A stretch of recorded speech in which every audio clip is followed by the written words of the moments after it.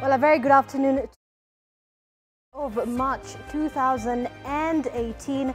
My name is Zainab Ismail and we have a lot lined up for you this hour. Like us to first link up with our reporter Oko Kusa to give us details of what is happening in that area. Is Oko?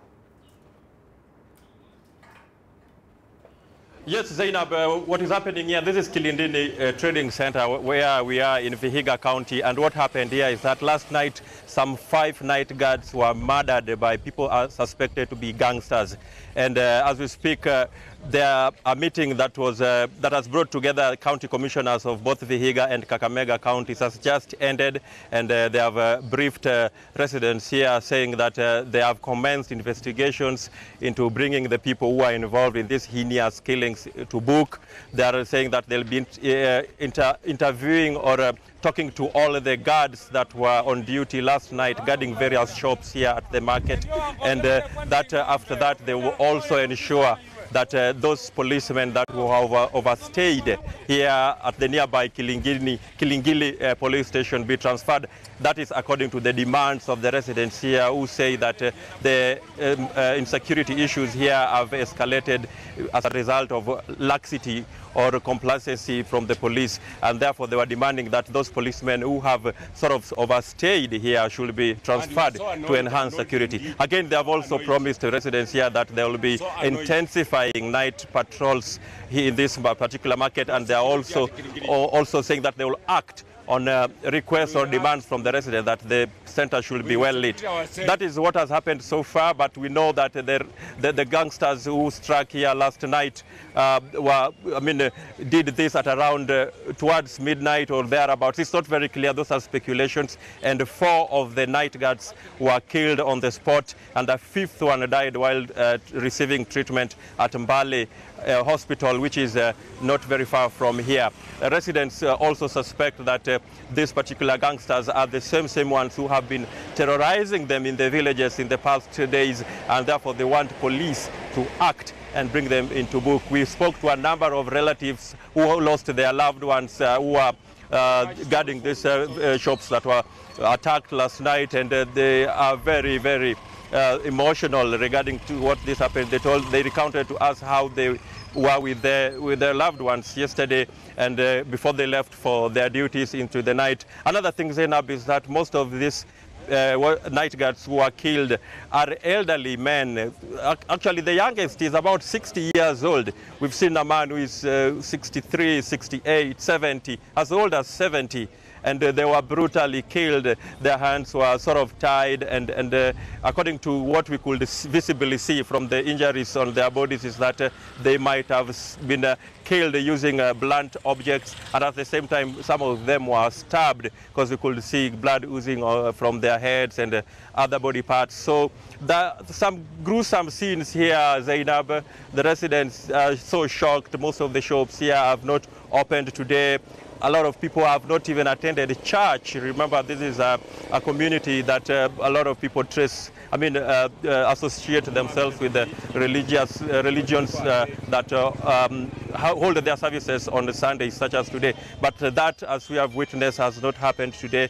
People have been gathered here since morning, waiting for that meeting of the security personnel that has been happening right behind there at Kilingili Secondary School, and has just ended a while ago, like 10 minutes ago. It brought together, as I've mentioned there, the county commissioner of Vihiga County and the county commissioner of Kakamega. Remember, this market actually sits at the border between Vihiga and Kakamega counties, so it brought together police, even police commanders. The county police commander of Vihiga and the county police commander of Kakamega were also here, and even the deputy governor of Vihiga. And before I forget, Zainab, is that those bodies are still lying on the scene. They are yet to be collected. They are still lying on the scene. Initially, the reason that we were getting is that the residents here had blocked police from collecting them, that they are demanding that their governor, that is Wilbur Tichilo, must come here first, and so that to address their grievances, that is when they will allow the bodies to be fetched. So far, those bodies are yet to be fetched. We don't know what police are planning to do,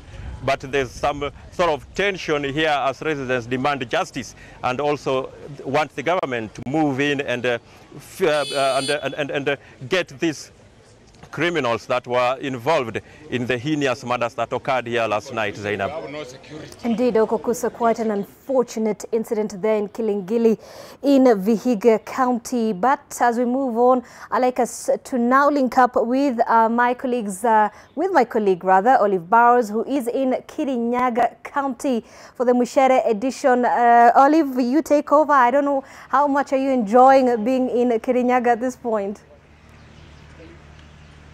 Well, things are looking good here. We are at the Savage Wilderness Camp in Kirinyaga County, as you said. And flowing right beside me, I don't know if you can see it, is the river Sagana. And Jane Goiri, Salim Swale, Melita Oletenges, I imagine, are somewhere on the river, floating on inflatable vessels and having what I can only imagine to be a glorious time. Now, things are also starting to look up for those who lost their loved ones in the Solai Dam tragedy.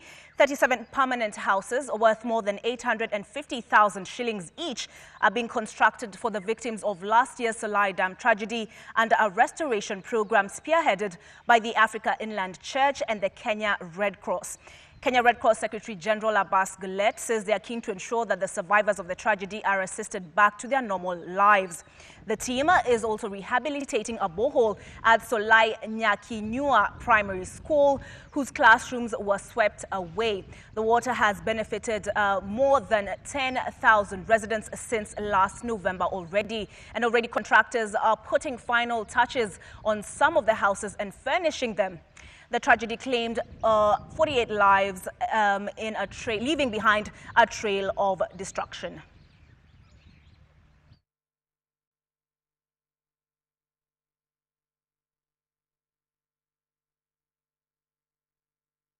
Vile tuliathirika kwa hapa kweli tulipata hasara nyingi. Kwa vile vitu yetu zilienda, tulipoteza wapendwa wetu. Sasa kwa hizi manyumba sitasaidia kwa wenyeji sasa wenye walikuwa na maploti zao wenye wamejengewa. Kwanza sasa hii naona wakazi vile tumekaa hivi wako na furaha kwa ajili ya nyumba ambazo zimejengwa. Hata wengine wanasema wengine wangepata nyumba kama hizi.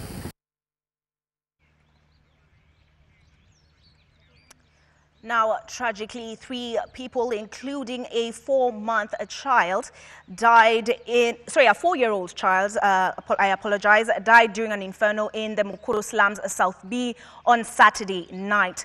30 people were rushed to Kenyatta National Hospital after sustaining burns and cuts in the blaze. Residents are still struggling to salvage their property or what is left of it. The residents' chairman, Onesmus Muteti, said the fire started from one house where a woman attempted to light her gas cooker, unaware that the cylinder could have been leaking. Now, efforts by firefighters to intervene were frustrated by the narrow alleyways and inaccessible paths. Looters are said to have taken advantage of the situation as more than 600 houses were reduced to ashes.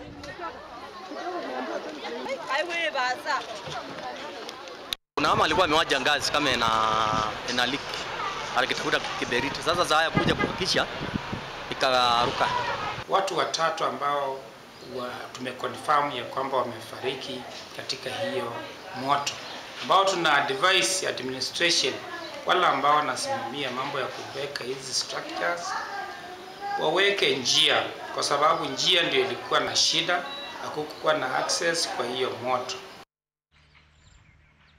As we are in Kirinyaga, President Uhuru Kenyatta is in Ethiopia, and he's urged African leaders to prioritize and fast-track the integration processes for the development of the continent. President Uhuru Kenyatta, who is on official duty in Ethiopia, has called for the removal of all systemic barriers that frustrate integration in Africa. The head of state spoke at the presidential palace in Addis Ababa during a state dinner hosted in his honor by the Prime Minister of Ethiopia, Abiy Ahmed. President Kenyatta stated that Kenya is keen on emulating the regeneration of Addis Ababa into a modern African city in order to boost the economy.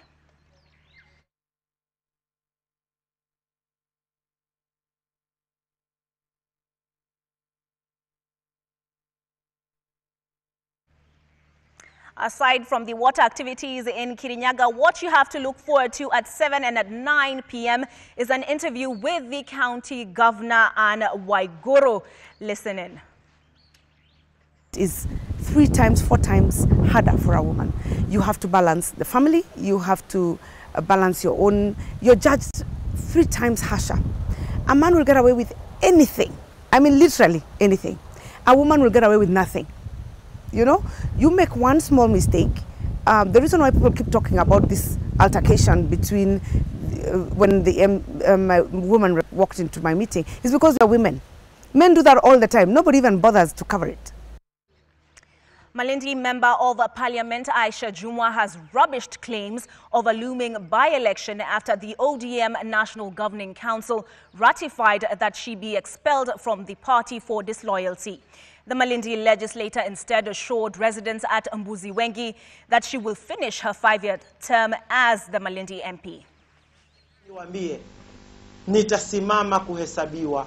Mimi sitarudi nyuma, na sijuti, na sitajuta, na siombi msamaha, na sitaomba msamaha because sina wa kumuomba msamaha, manake sijakosea mtu yoyote. Kwa hivyo mimi sitaomba msamaha kwa mtu yoyote ambaye sijamkosea. Kwa hivyo nataka niliweke wazi na lifahamike wazi. Aisha Jumwa hatatishwa, Aisha Jumwa hatapewa vitisho, Aisha Jumwa yuko strong, Aisha Jumwa atasimama kutetea watu wake, Aisha Jumwa atasimama kutumikia watu wake kwa muda wa miaka 5 kwa mujibu wa sheria na katiba.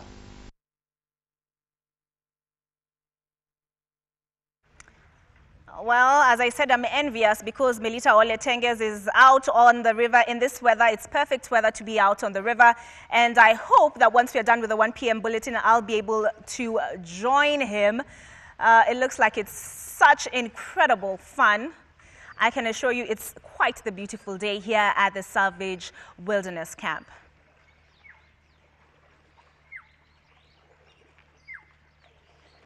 All right, now the Mijikenda Kaya Elders Association are appealing to the Judicial Service Commission to establish traditional law courts in the coast region. They say such courts would reduce the rising cases of killings targeting elderly people suspected of witchcraft. And speaking at the Mrima Wandege village in Ganze, Kilifi County, during a celebration of Elderly Day, Mijikenda Kaya Elders Association coordinator Suma Kombe said that they had proposed the idea during the tenure of former Chief Justice Willy Mutunga, as they believe it is the only way of solving the community's problems.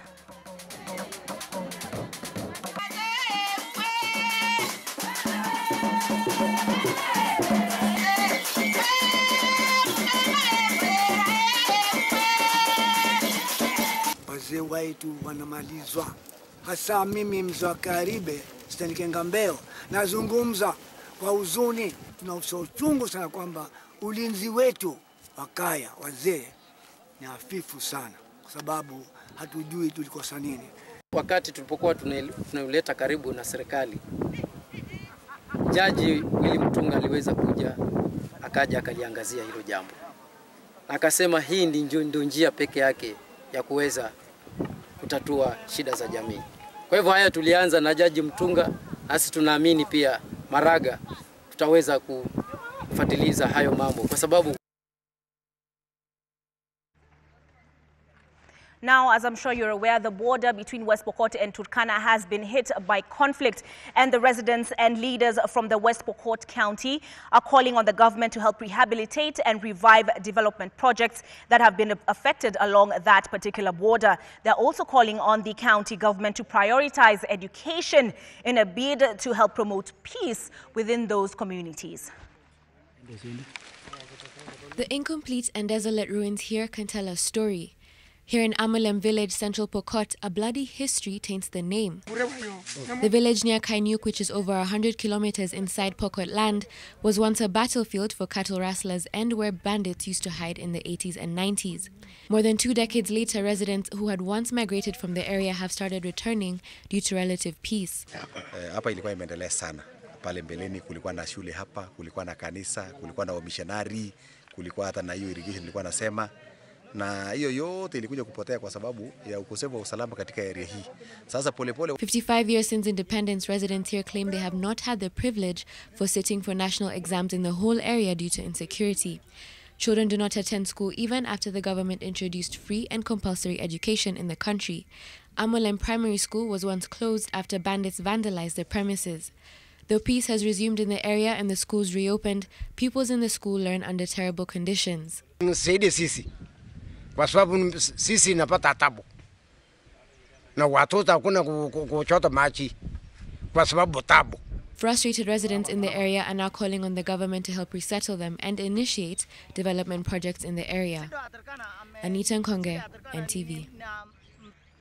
It's a weekend activity many rave about, replete with their Sagana starter packs. Many over the years have visited the savage wilderness camp where we are in Sagana, either for the thrill of it or in search of adventure. You can choose from a selection of activities including bungee jumping, zip lining, stand-up paddle boarding, canoeing, and even white water rafting when the water is at the right level.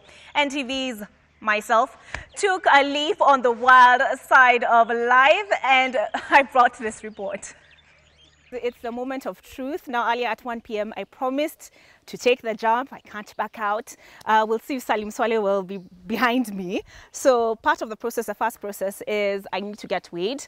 I did sign an indemnity form. I'll need to get that one for you so that you can just have a look and get a sense. Don't zoom in too close. We don't want people seeing what my real weight is. Even he's surprised. So as I mentioned, there's an indemnity form. Let me just ask Swale. Swale, can you pass it to me, the form, so that I can just show guys what it looks like. That arm that was sticking out is Swale's.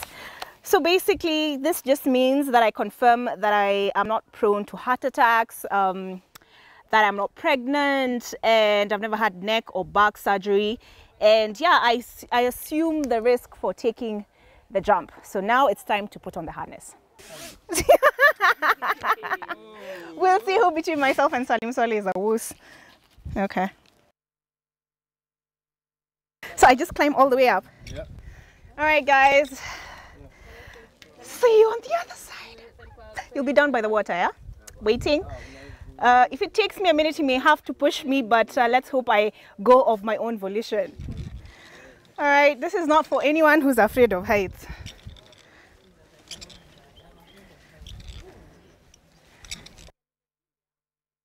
Are you nervous?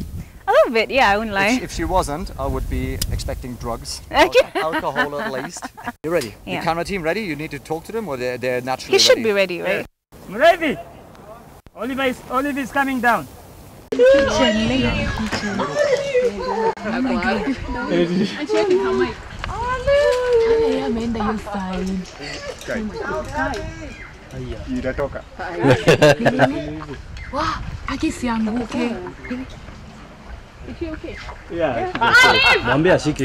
something! You can't. That was terrifying. I now get what you guys are saying about the ankles. They feel like jello. Okay, guys, I won't lie. Yeah, it was not as easy as you guys made it seem. Wow! Yay! Oh, my poor ankles. Yay! Relief. We did it. It wasn't so bad, but there was a point up there where I was so close to not jumping. I was contemplating asking that guy if I can come back down all the steps. Yeah, but he was pretty cool. And like a lot of the guys we spoke to earlier, I asked him to push me off. And it's not really like a hard shove. You're watching the videos, it's not really like a hard shove. It's just, you know, it sort of gets you into that mental space now where you're ready to jump. So even before he goes through, you're off the edge. So I haven't snapped anything, which is good. It wasn't bad. I'm not sure I'll do it again. Yeah, but it wasn't bad.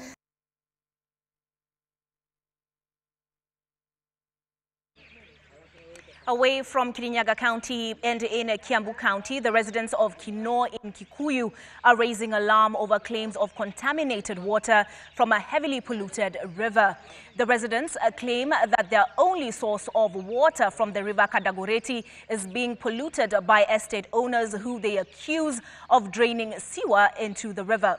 Farmers who practice farming along the river are now counting their losses and are appealing to the government to take action against those polluting the river and assist in cleaning it up. Unasikia amefungua siweji analeta kwa hiyo maji ndio tunatumia kulima, hiyo nafaa stakiwe, tuone vile tunafanya kwa hiyo mambo yote, sio poa hata kidogo.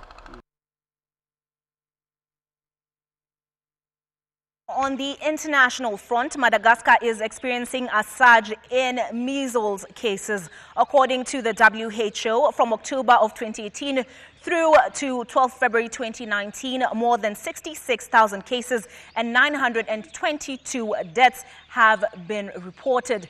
Doctors warn against complacency, saying often people do not come to the hospital until the problem has reached a really complicated stage.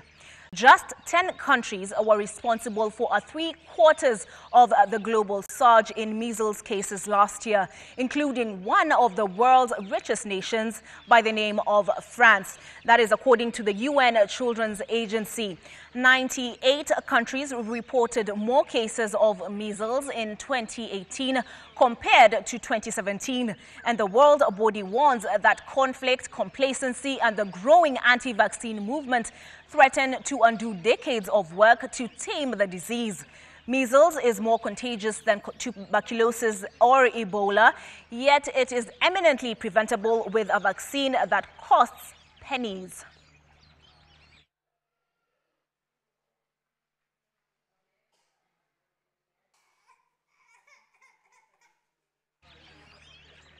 Well, American politics never ceases to amuse or amaze, and U.S. Senator Bernie Sanders returned to the place of his birth Saturday to deliver the first rally speech of his presidential campaign, vowing to defeat the most dangerous president in modern American history by the name of what he said is Donald Trump.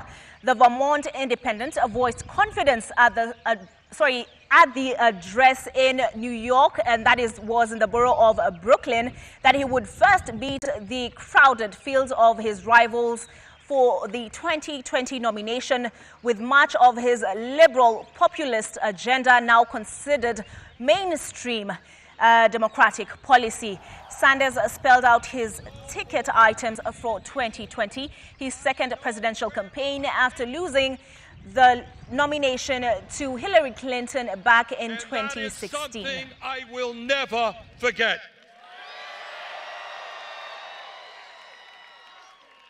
Unlike Donald Trump, who shut down the government and left 800,000 federal employees without income to pay their bills, I know what it's like to be in a family that lives paycheck to paycheck.